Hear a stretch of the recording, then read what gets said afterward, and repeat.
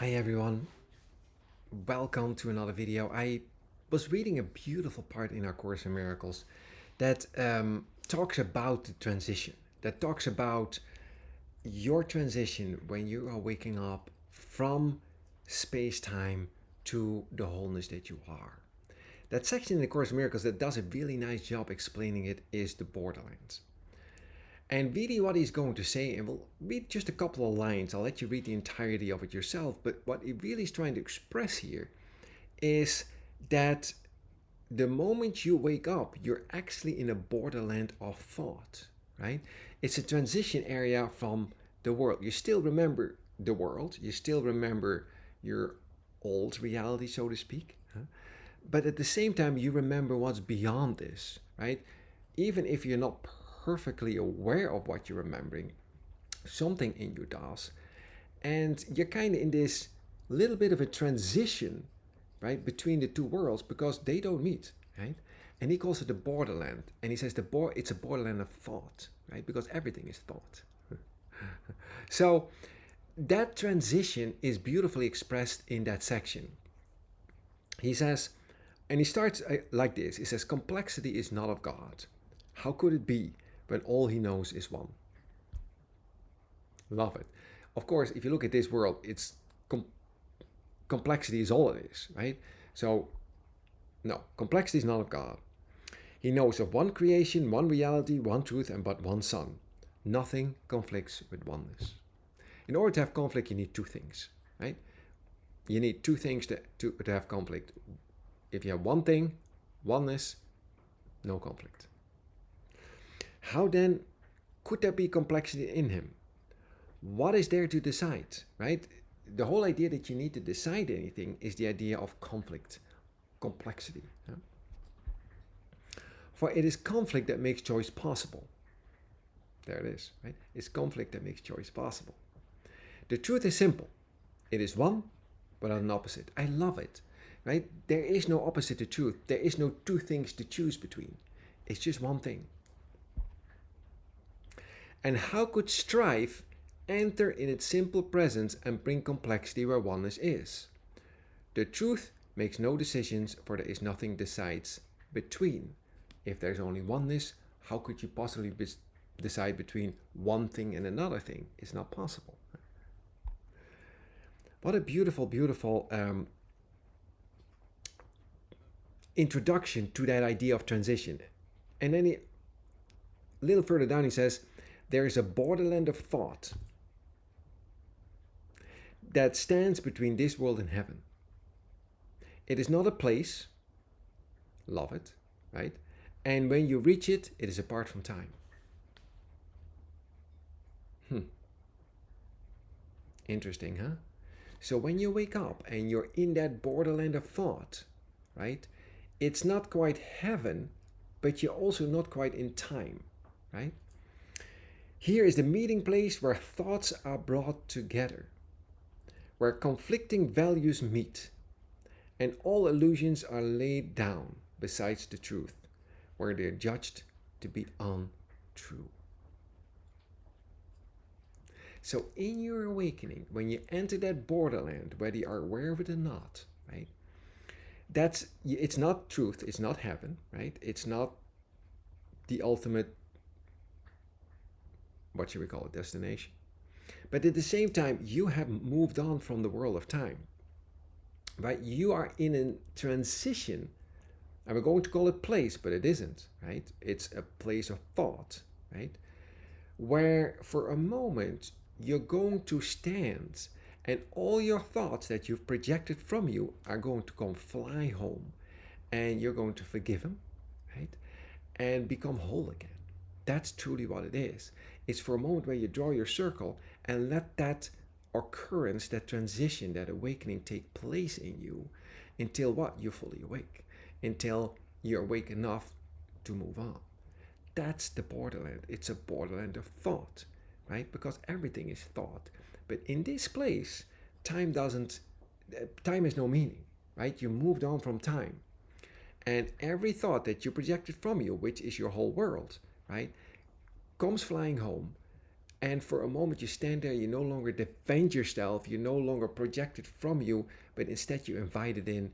And what is so beautifully tells you here, they're judged to be untrue because, well, none of your thoughts uh, were true.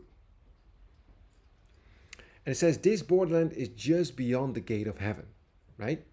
It's not it yet. Here's every thought made pure and wholly simple, right? Complexity of not of God. Here is sin denied and everything that is received instead. That's it. Sin denied. There is no sin, right? Sin is the idea of separation. Well, the separation was a mistake. You're not guilty, right? You're not being judged. You haven't done anything that could possibly hurt you. Only in dreams you think you could possibly have done anything, right? You haven't changed reality. You haven't affected anything that's real, right? So you ask for a moment to let that fear and that guilt and all that stuff that you got in you go, so that what? You can see that nothing really happens, that you were just dreaming, right? And because you're just dreaming, you're not guilty, right? It's not real, right? You're only guilty in dreams, but they're dreams. Okay. I love this. This is journey's end. He says this is the end of your journey in space-time. This is the end of your detour into fear, right? You're waking up, let it all go. It was nothing. Don't worry about it. God's not going to be mad at you, right? He only knows you as your whole own perfect son, your whole perfect son. Yeah? I love it. We refer to it as the real world, and yet there is a contradiction here in that the words simply apply a limited reality, right? But it's not. He says salvation is a borderland where place and time and choice have meaning still. Correct? Apparently you're in a place, apparently you still seem to be in time, and you're still making choices. So they still have meaning, and yet it can be seen that they're temporary. They're out of place, and every choice has already been made. Try that one. Why is every choice already made? And this is over, right? You got to think about your awakening as something that's already over and that you're just reviewing, right? It has to be over because God gave answer to it, and the moment he gave answer to it, it was over, right? And his answer was immediate. But that's an out of time statement, isn't it? Right? In time, it seems to take time. Why? Because you live in time, or you seem to live in time. So it seems to be taking time, and it seems there's still choices to be made, but in reality, every choice has been made already because the journey is over and you're home in heaven. This is the whole idea that all time is going on all the time, right? Things that seem to be happening still or still need to be happening, in reality have already happened, and this is over. What an amazing text, what an amazing lesson. Nothing the Son of God believes can be destroyed. I love this. Yet who can make a choice between the wish for heaven and the wish for hell unless he recognizes that they're not the same? This difference is the learning goal this course has set. It will not go beyond your aim. Its only purpose, this is A Course in Miracles, right? Its only purpose is to teach what is the same and what is different, leaving room to make the only choice that can be made, right? That's it. What you're doing here as you're standing for a moment in the borderland is learning the difference between truth and falsity, right? Okay, no, that's not true. Wait, that's true, right? It's that distinction, right? That's the goal of this course, right? Every thought of judgment, every thought of separation, that's not true, right? Every forgiving thought, that's a true thought, right? That there is a choice is an illusion. Of course, we just talked about this. Oneness is simple, right? There is nothing to choose between. Of course, every choice is an illusion. Yet within this one lies the undoing of every illusion, not accepting this. And we've talked about this because it's the same idea that forgiveness is the one illusion that doesn't add to illusions but undoes them, right? Forgiveness itself obviously is an illusion. It would have to be because in truth there's nothing to forgive. But here it has a function, right? Yes, it's still an illusion, right? Because everything here is. But that particular action of mind undoes the illusion, right? It undoes you as you've defined yourself, because it undoes your belief system. It undoes your manner of thinking, which is the thinking of the world. Because what? You're learning an entirely new thought system, right? That is in every aspect the opposite of the world, of the thinking of the world. The two thought systems do not meet, but in itself, they're wholly consistent, right?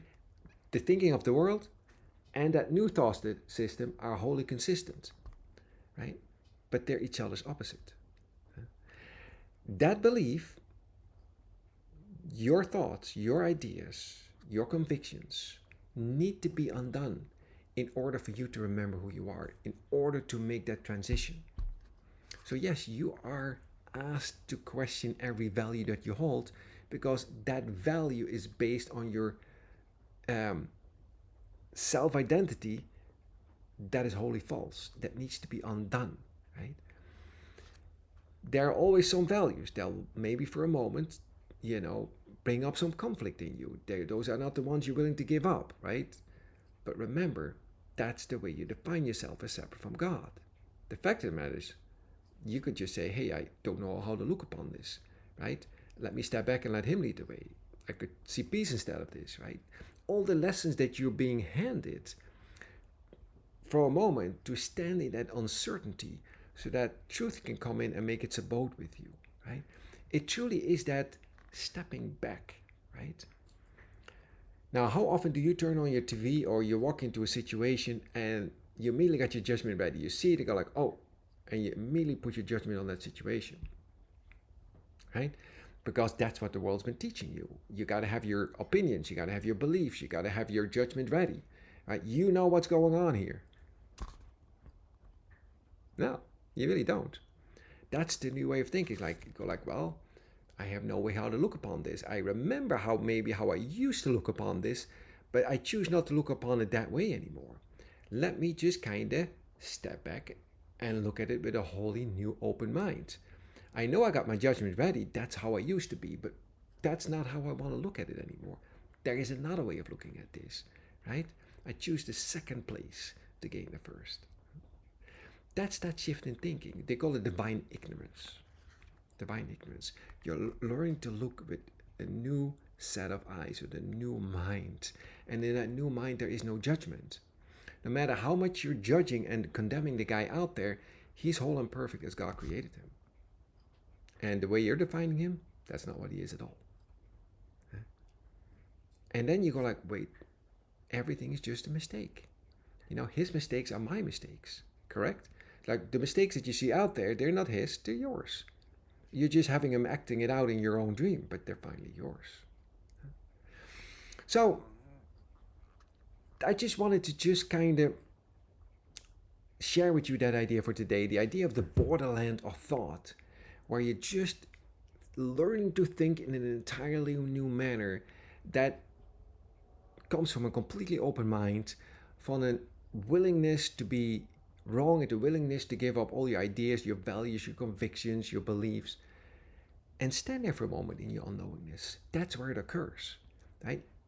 Stand there for a moment and go like, I have no idea how to look upon this. I don't know.